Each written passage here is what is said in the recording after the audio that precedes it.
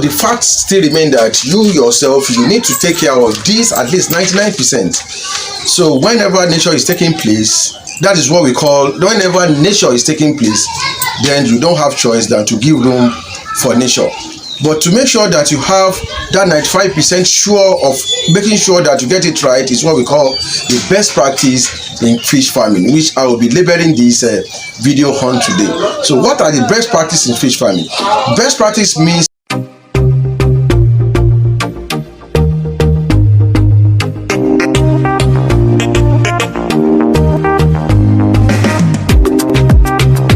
hello guys, good afternoon. My name once again still remains Lutola Isiabion, Judy TTM, your anchor on Carb Solution Prison Academy.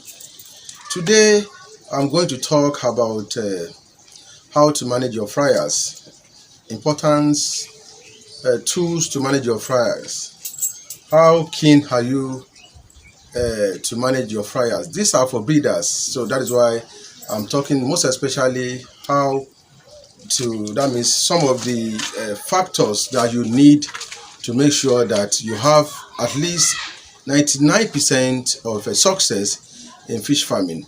I normally tell those people that calls me that fish hatchery is very technical, that all things being equal, they are something we call nature. When nature takes place in your business, there's nothing out there you can do. So but before nature could take place in your business, you will need one or two parameters to make sure that you have, so that you yourself, you can be prepared enough for those factors. The fact still remains that you yourself, you need to take care of this at least 99%. So whenever nature is taking place, that is what we call, whenever nature is taking place, then you don't have choice than to give room for nature. But to make sure that you have that 95% sure of making sure that you get it right is what we call the best practice in fish farming, which I will be labeling this video on today. So what are the best practices in fish farming? Best practice means following due process to make sure that you get success, most especially in what you are doing. And as we're talking about breeding now, making sure that you get it right in the breeding process. So once, as I'll be introducing to you some of the materials we have on ground that can cushion you off to make sure that you have that perfect best practice you really needed or you are up to in fish farming. But today I'll be talking about what we call our water thermometer. Water thermometer is there for you to measure the percentage of your centigrade and your Fahrenheit in water. That means the cold and the weather part of your water. So these, as we know, that there are major water parameters, factors that are really affecting our seedlings when we are breeding. So this kit is available for sale. This is the kit for the Fahrenheit and the centigrade, which will tell you the level of the coldness and the hotness of your water. And as we all know, there's a percentage that any hatcher must look up to make a perfect result in fish hatchery. Some of the parameters of the factors are you need to work towards at least 26 or 25% centigrade to 30% centigrade for hatchery. So if you don't have this, I don't know why you could measure that centigrade. You don't do things in a blind way and think you will have a result. If you have been doing it before and you'll be having a result, one day it will catch up on you. So if you need any of my meter for testing your digital thermometer, this is the digital thermometer that tests your thermometer for you. You can as well place an order for it now, and it will be sent to you anywhere you are in Nigeria or generally in the world. So we make sure that it's available for you. We have a lot of it. We still have some in stock, so make sure that you get yours now. And after that, I will be introducing to you what we call our pH digital kit. This is the pH digital kit that measures measure the alkalinity and the acidity of your water. For any breeder, even the newbies knows that in anywhere you go to, or in anybody that talks to you about catfish hatchery, the first thing they talk about is your acidity. It's very, very common, but that is what people know. Why acidity is very, very common is because it is very, very harsh on fish and kill fish tremendously, but forgetting to tell you other factors that do the same thing as well. So I'll be giving you a brief explanation, and I'll be elaborating on more on this when we're going on this video. So that is why you need to click on the subscription button now.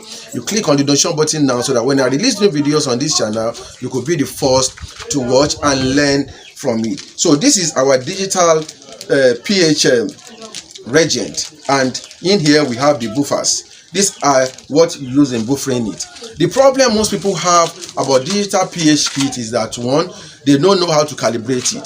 Calibration in digital kit is very, very important. So that is why most people are really having problem in it. Let me tell you what is happening. If you get a new digital kit, most people don't explain to you how to do the calibration, because most of them don't know how to calibrate it. But if you get it from people like us, we tell you, we take you through the guides on how to calibrate it. So the first thing you do is that once you get this kit, you have to make sure that you take out the buffers. The first thing you do is that you have to on it. So once it is on, just press it and it is on. So when it is on, you will now get your buffers out. You can press it. Once you press it again, it will off. So you can now get your buffers out. So once you got your buffers out, you put it in a very clean water. You place it in a very clean water and you do the calibration. So these are the buffers for the 9 pH to 9, pH to 4, and pH to 6.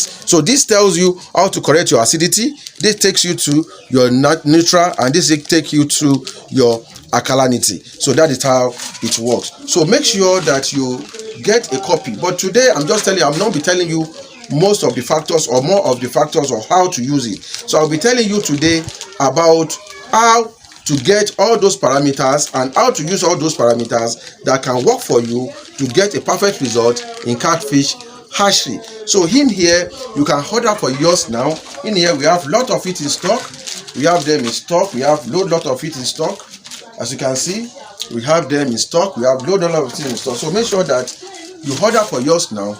You place for others your now, and you get it immediately. Anywhere you are, we send it to you. So these are parameters that can really help you, that can get you towards that success you need in fish hatchery and breeding process. So, and again, I'll be taking you through what we call our TDS digital parameters kit. So what is a TDS? TDS are total dissolved solid inside your water.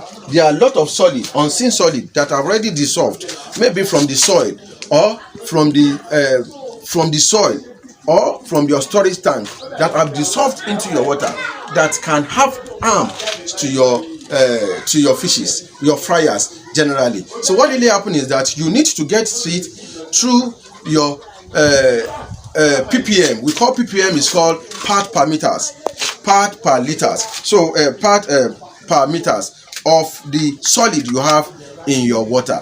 So this water TDS kit is very, very useful for all farmers, most especially when you do your hatchery, and maybe when you are doing your feeding. Maybe sometimes you may overfeed.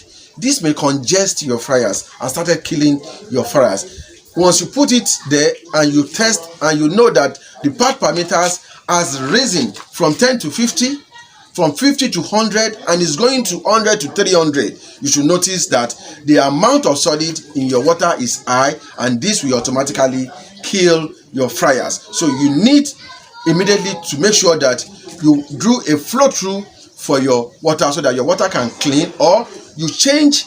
An example is that if you are using an incubator and your incubator is not well cleaned, and maybe it's getting to a time that your incubator is highly congested for your fishes, or maybe your incubator is slippery and you don't know, too dirty is inside. Those are the solid that is inside your water. So once you have this will tell you that your fryers there's a sign that they're having problems. So this is what you need to measure it and make sure that you clean your water immediately. So this comes with a pouch. It comes with a pouch. So make sure that you order for yours now, and it will be sent to you anywhere you are in the world and Nigeria. So we have them in copies, so make sure that you order for yours now. And again, I'll be taking you through what we call the water liquid tester. These are the water liquid tester. At least most of us know about it, and I've been advertising about this. These are for novice and for those people that are afraid of calibration of pH kit, and for those that we have a lot of novice in fish hatchery. For those of us that we do want to go into all that, maybe you are scared enough telling you people on how the digital pH do performs, because most people don't know how to do the calibration or know how to set the calibration, as you can say in layman English. So these tests for your chlorine, test for your Baumann, and this test for your acidity and your alkalinity. So make sure that you get a copy of this now, to make sure that you get that solidified cartridge hatchery you needed. And these are the chart to test for your pH and for your chlorine. So most people, I visited a lot of farms, and sometimes I noticed that most people borehole are treated with, or well are treated with chlorine.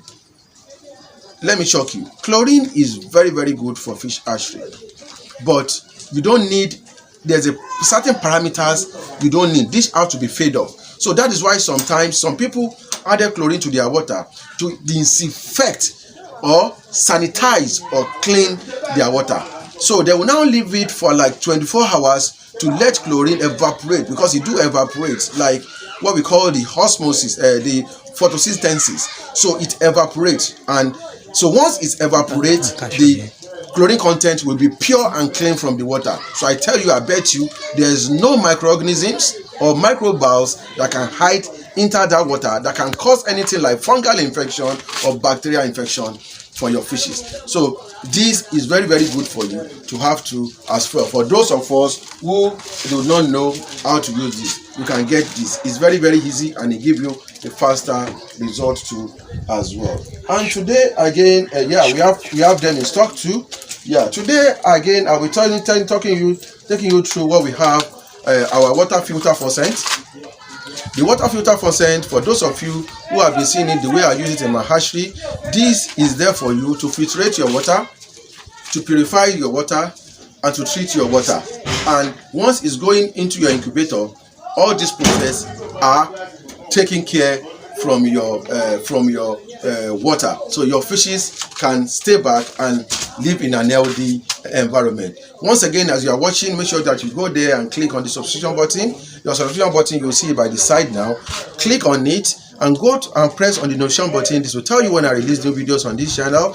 And make sure that you click on the thumbs button, the likes button, or if you think this video is not okay for you, you can as well click on the down button. Down it tells you the unlike button, and make sure that you give your feedbacks in anything that you need, in any of your questions. This will be answered immediately. So your faucet to purify, to get a perfect result for your fryers, which anywhere you need it in the world, this can be sent to you too as well. Most especially those of us that are really keen about our hatchery process, these are very, very helpful too as well.